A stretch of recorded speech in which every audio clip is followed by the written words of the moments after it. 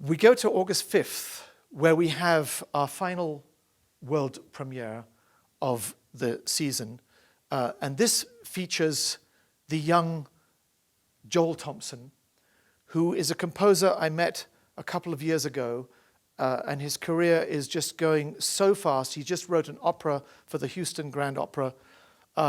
He's a delightful human being, incredibly sensitive, and a composer with a sensibility that is very rare.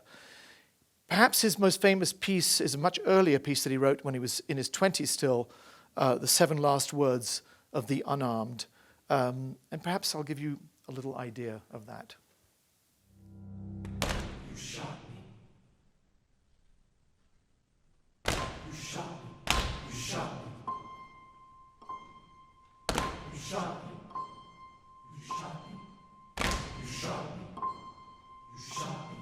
You shot me. You shot me. You shot me. You shot me.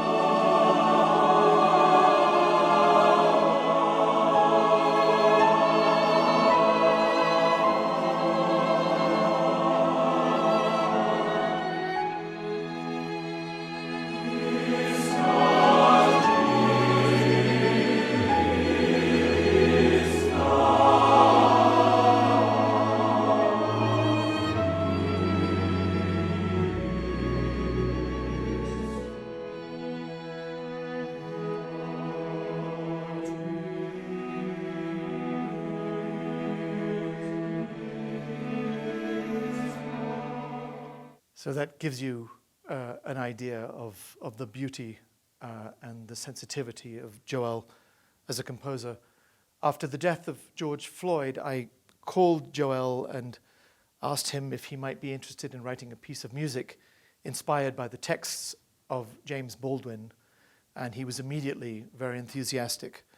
So we got in touch with Dr. Eddie Glaude, who's head of African American Studies at Princeton, and one of the great experts on Baldwin. In fact, has just come out with a book called Begin Again, which is a very moving book about James Baldwin. And he helped to guide us to find texts that would be appropriate with various subject matters that were really of significance.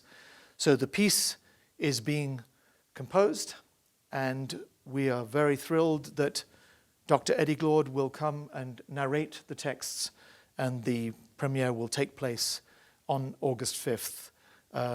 This piece will also be played by about, at the moment, 10 different orchestras throughout the US in the ensuing couple of years.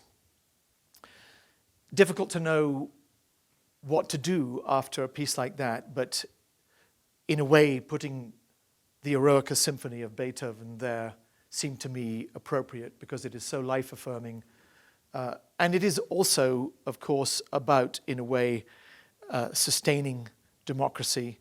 You probably all know the story of Beethoven wanting to dedicate the Eroica Symphony to Napoleon, but when he declared himself emperor, Beethoven was so furious with him that he crossed out his name in the dedication and left the piece as it was. It is one of the pieces we look forward to the most, that very powerful funeral march, but ultimately a piece of great affirmation. And that takes us to our festival finale, August 7th. Here I decided it would be nice to hear different parts of the orchestra in the first half. The parts of the orchestra you don't necessarily hear by themselves very often. So we're going to start with 8 of our great brass players playing a Gabriele canzone, and they will play that from the back of the stage. And on the stage will be our wind group, with actually a cello and a double bass who are also involved in the Dvorak Serenade for wind instruments. Dvorak wrote so much beautiful music, but honestly, when you listen to the Wind Serenade, which you don't hear very often, you can't imagine anything more beautiful than that. So I'm delighted that we're going to feature all of our wind players in that way on our closing night. And then we will close with something we all love to hear and need to hear, occasionally at least, and that is the most famous piece of classical music ever written, the Fifth Symphony of Beethoven. So that's a way to celebrate Beethoven's 250th and to celebrate the return to the stage for all of us and the return to the concert hall for all of you. We look forward immensely to seeing you this summer.